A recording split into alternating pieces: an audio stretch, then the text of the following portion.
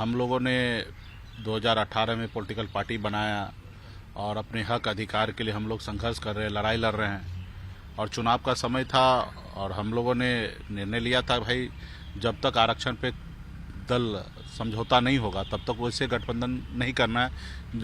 तो हम लोगों ने निर्णय लिया कि भाजपा के साथ गठबंधन नहीं करना है, क्योंकि हम लोगों ने पूरे बिहार में संकल्प यात्रा के तहत हाथ में गंगा जल लेके सभी लोगों ने, हमने खुद भी संकल्प लिया था, कसम खाया था कि अपने आने वाले पीढ़ी के हक अधिकार के लिए लड़ाई लड़ेंगे, संघर्ष करेंगे, जब तक आरक्षण नहीं देगा तब तक गठबंधन नहीं करेंगे। तो उस निर्णय के तहत हम भाजपा से गठबंधन नहीं किए।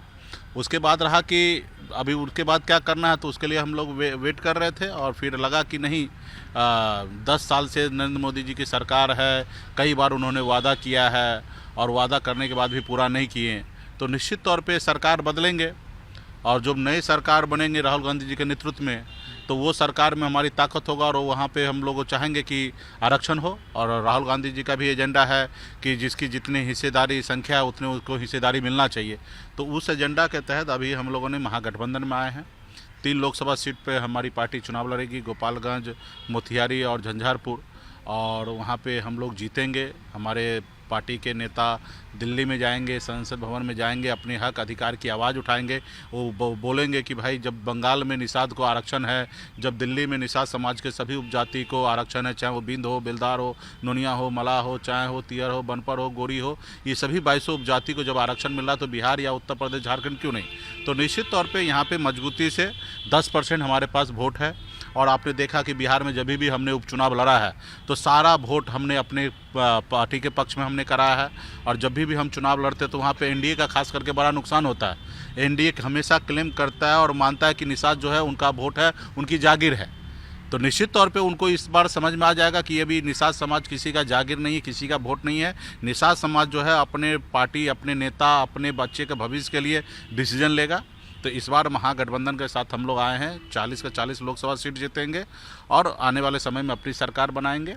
और ख़ास करके भाजपा तो 1 सीट तो दे ही रहा था, लेकिन हमने निर्णय लिया था कि उनके साथ गठबंधन नहीं करना है, तो हमने निर्णय लिया है। और उसी तरीके से जो हमारे बिहार में हाथ में गंगा जल लेके सभी लोगों ने संकल्प लिया था, वो सभी लोग अपने संकल्प पे कायम होंगे और हम भी कायम हैं तो हमारे लोग भी कायम रहेंगे और मजबूती से लड़ा जाएगा। सिर्फ 24 ही नहीं, अगले विधानसभा के भी चुनाव होगा, उसमें भी मजबूती से रहेंगे। बिहार में हम अपनी सरकार बनाएंगे, सरकार में अपने लोगों का जो समस्या है राज्य में, वो राज्य का समस्या दूर करेंगे, केंद्र सरकार की समस्या दूर करेंगे। और हमारे पास एक ही विकल्प है कि संघर्ष करना। परिणाम तो समय आने पे हमें पता चलेगा कि परिणाम क्या होगा, लेकिन हमारे पास क्या है, संघर्ष करना। हम कोई रतन टाटा या अंबानी के घर में तो जन्म लिए नहीं, एक साधारण मछुआरा परिवार में जन्म लिए और संघर्ष के 900 रुपये महीने पे नौकरी करके मैं आज इस मुकाम तक पहुंचा हूं।